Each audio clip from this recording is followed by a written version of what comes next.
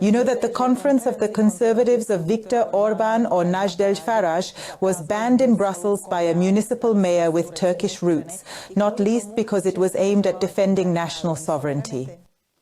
You know that our media reported on the conference very, very distortedly.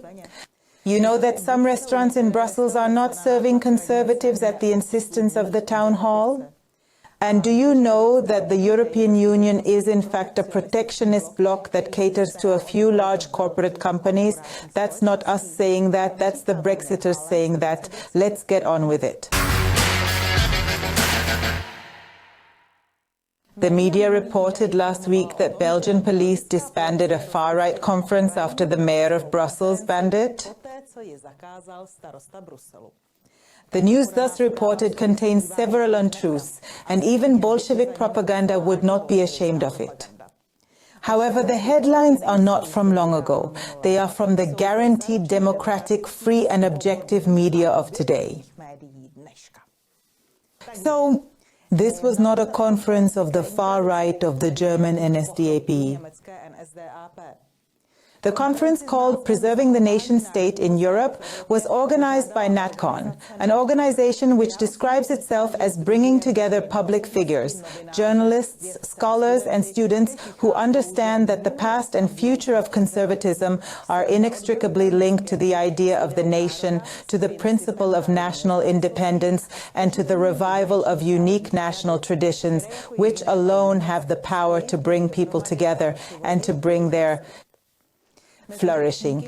Speakers were to include Hungarian Prime Minister Viktor Orbán, British politician Nigel Farage, who was behind the successful British Brexit referendum, British MP and former Home Secretary, former Polish Prime Minister Morawiecki, the eminent Vatican Cardinal Miller, and Margaret Church's close associate and speechwriter John O'Sullivan. So, no skinheads with swastikas, but for many decades respected public figures. But back to the misinformation from the current objective media. The conference was not banned by the mayor of the whole of Brussels, but rather by the mayor of the district in which the event was held. It is as if the conference in Prague's Řepory had been banned by its mayor Pavel Novotný. The mayor of the Brussels district, Emir Kir, who banned the Conservative conference, is really interesting. He is the son of Turkish immigrants and joined the Belgian Socialist Party. However, he was expelled from that party because of his contacts with the Turkish far right. He has repeatedly lied about his education, claiming to be a graduate in political science, although he never completed his studies. He is famous for denying the Armenian genocide or threatening his political rivals. So this political outlaw would put a ban on the conference, saying that the guests should have included, quote, figures mainly from the conservative right, the religious right and the European far right. He was also bothered that the conference was aimed at defending national sovereignty, which is, among other things, Eurosceptic. The mayor of a Brussels borough with Turkish roots also argued that among those present would be the author of controversial works on political Islam. But he came up short. The Belgian Prime Minister also objected to the decision of the municipal mayor Emir Kir, and the administrative court eventually overturned the ban. According to the ruling, the Belgian constitution grants everyone the right to meet peacefully, and as long as the meeting is not held in the open air, it does not have to be subject to prior permission. The suspended conference therefore eventually resumed the next day. Incidentally, according to the findings of the Politico server, the conference was first to be held at the Concert Nobel Hotel, which expelled it under pressure from the socialist mayor of Brussels. The luxurious Sofitel Hotel refused to provide its premises after pressure from the mayor of the district concerned. However, the Belgian-Tunisian owner of the third venue, the Claridge Hotel, decided to oppose the dissolution of the conference and defended the right of the organizers to hold the conference, even though he said he did not share their values. He told the media, quote, "Today we face a classic dilemma that recurs in every decade, whether we choose to talk to each other and not judge, or whether we choose to expand the conflict." Meanwhile, according to testimony from guests at the conference, the mayor threatened the hotel owner that if the conference continued, he would make sure he went out of business. Mayor Emir Kir even intimidated the caterers, who in the end did not provide catering. But let us now come to what was said at the conference. Nigel Farage said in his speech that this is nothing new in Brussels. Listen to this. There were restaurants that wouldn't serve me. Coffee bars opposite the Parliament that wouldn't serve me a cup of coffee going into work in the morning. And even the pub, even the hack pub up by the European Commission, which should have had a sign on it saying sponsored by UKIP, given the amount of money we spent there over the years. Even the landlord of my local pub in Brussels, which we frequented and we mixed with people who work with the European Commission, even Mr. Juncker would pop in from time to time. And I never caused a scene, never had a row. We were just, after work, going for a drink. Even the publican said to me one day, Nigel, I'm sorry, you can't come here anymore. Otherwise, the European Commission will put a boycott on our premises. So I know all about cancel culture.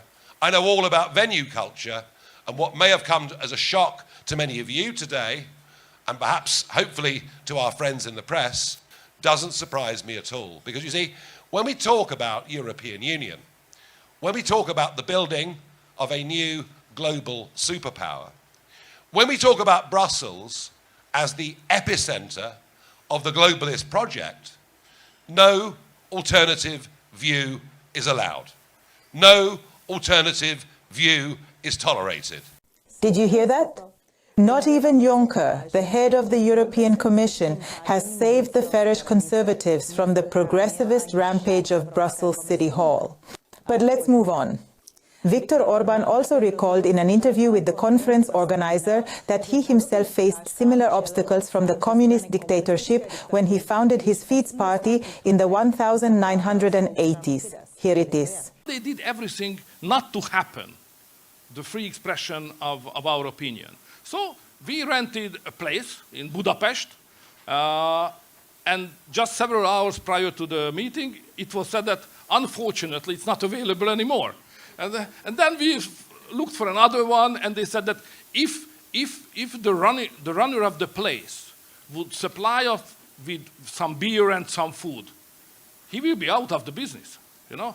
So the same kind of pressure technologies which you have experienced here was very common in the second part of the 80s in Hungary. But finally we won.